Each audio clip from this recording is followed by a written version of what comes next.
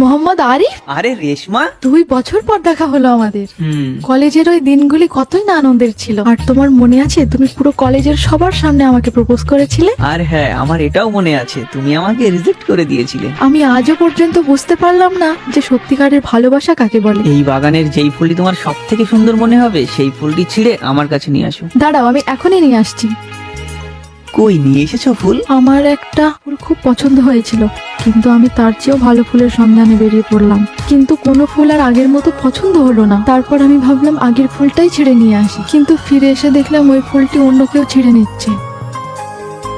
এটাই ভালোবাসার বাস্তবতা, যে সামনে থাকে তাকেই আমরা গুরুত্ব দিই না, পরে যখন তার জন্যই আবার ফিরে আসো ততক্ষণে সে অন্য কারোর হয়ে যায়। তুমি ঠিকই বলেছো, 2 বছর আগের প্রপোজ আমি আজ অ্যাকসেপ্ট করলাম। I love you too. জান, এটা তোমার জন্য। সরি, আমি এখন বিবাহিত।